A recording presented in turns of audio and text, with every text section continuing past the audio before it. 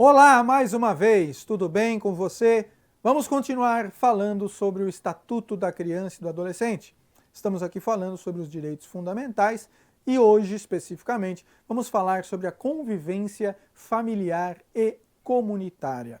Olha lá, começando do artigo 19. Então você vê aí que a gente está falando ainda das disposições gerais, direito à convivência familiar e comunitária. Artigo 19. É direito da criança e do adolescente ser criado e educado no seio de sua família e, excepcionalmente, em família substituta, assegurada a convivência familiar e comunitária em ambiente que garanta seu desenvolvimento integral. Aqui é a coisa mais importante de todas. Vamos de novo? É direito da criança e do adolescente ser criado e educado no seio de sua família. Então a regra é sua própria família. E, excepcionalmente, em família substituta. O importante é que tenha uma família, de preferência sua própria família original. Caso não seja possível, em situação excepcional, em família substituta. Assegurada a convivência familiar e a convivência na comunidade em ambiente que garanta seu desenvolvimento integral. Então, qual é a ideia? A ideia é que a criança tem o direito, e o adolescente tem o direito, de ser desenvolvido, de se desenvolver, ser criado no seio de sua família. Caso não seja possível, excepcionalmente, que seja numa família substituta. Mas sempre que seja garantida a ela um ambiente saudável para seu desenvolvimento integral. Olha os parágrafos. Parágrafo 1º.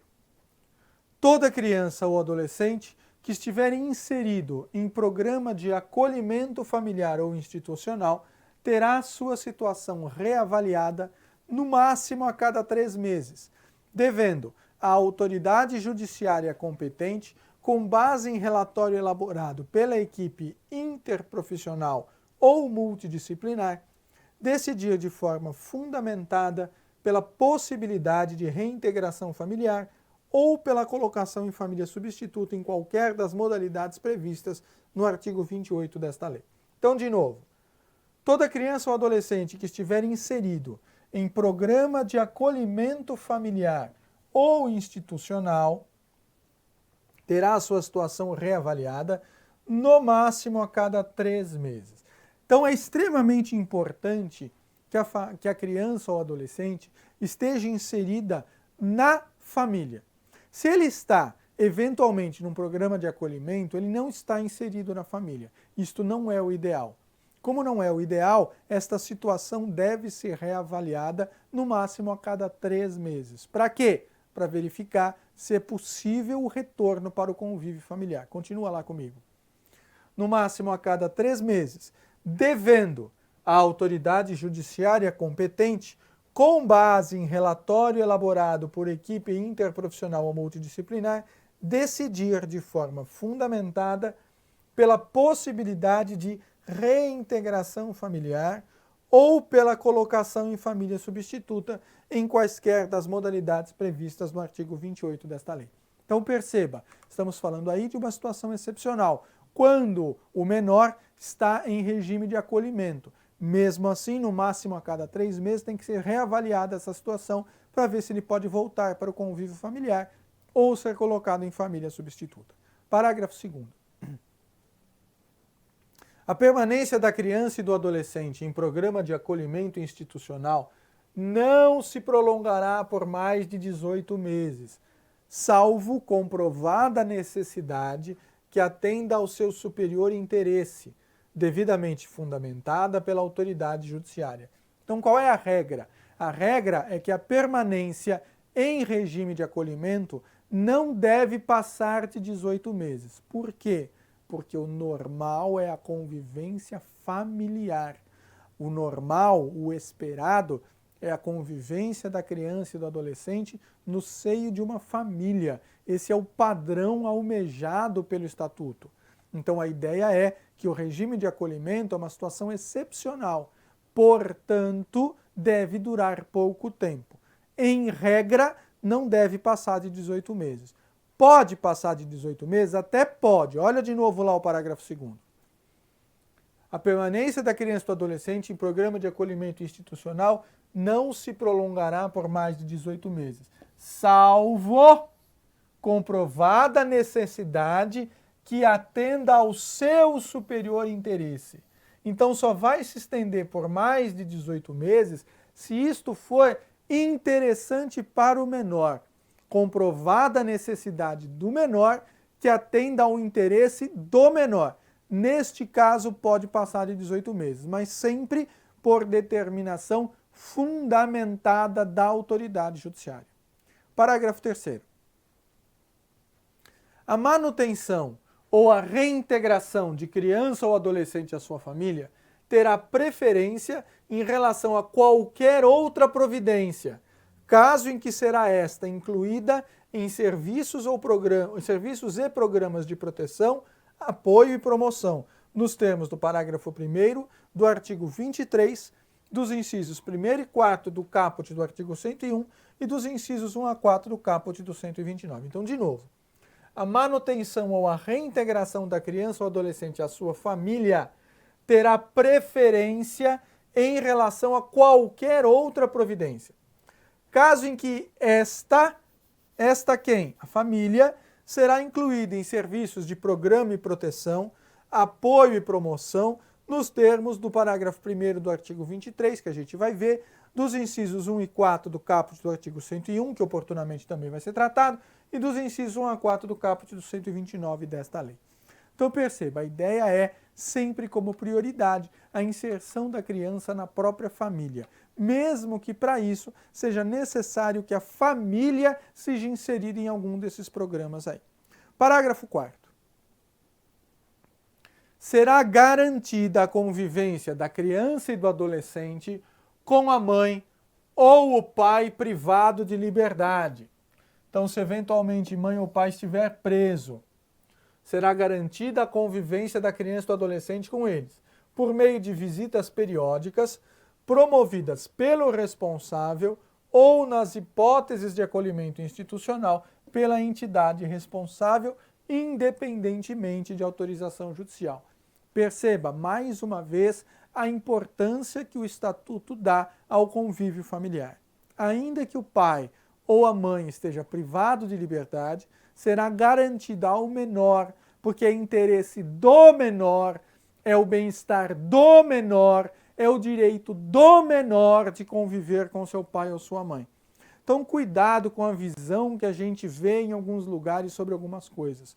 O direito garantido aqui é o direito do menor de conviver com seu pai ou com sua mãe, ainda que privados de liberdade.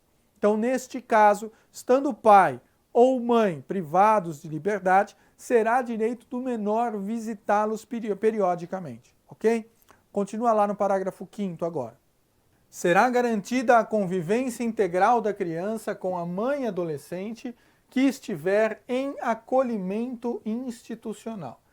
Então, olha que situação interessante que nós temos aqui. Você tem uma situação em que há uma mãe adolescente, ou seja, também menor, também protegida pelo Estatuto da Criança e do Adolescente. Esta mãe adolescente está recolhida em acolhimento institucional. E aí como é que você faz? Você tem uma menor, que é adolescente, que tem um filho, criança, portanto, e que está recolhida no acolhimento institucional. Fazer o quê? Como você tem o interesse da criança a ser protegido, absolutamente necessário para a convivência familiar, é claro que neste caso também tem que ser garantida a convivência desta criança com sua mãe, ainda que esteja em acolhimento institucional. Portanto, neste caso, volta lá para a gente ver, olha lá o parágrafo 5º novamente, neste caso será também garantida a convivência integral da criança com a mãe adolescente que estiver em acolhimento institucional. Extremamente importante, eu destaco mais uma vez, a convivência da criança com sua mãe. a convivência da criança com a família como um todo, mas aí ainda mais especialmente com a mãe. Tratando-se de mãe, adolescente, que está em acolhimento institucional, não importa. A proteção aí, na verdade, se você for pensar, é dupla, né?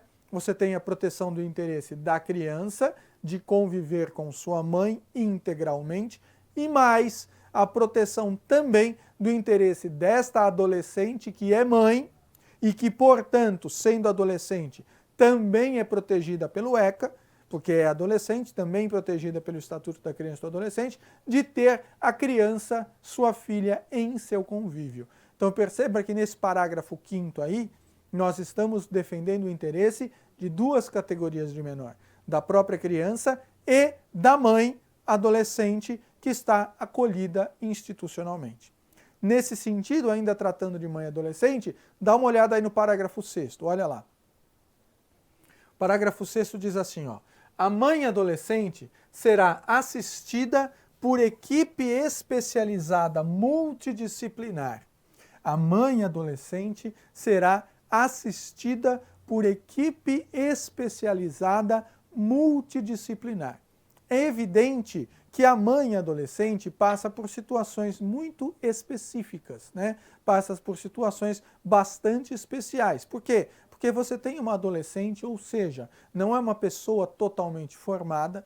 Pela própria definição do ECA, o adolescente ainda não é um adulto, portanto, não está 100% formado. Ainda está em processo de desenvolvimento, ainda está em processo de formação.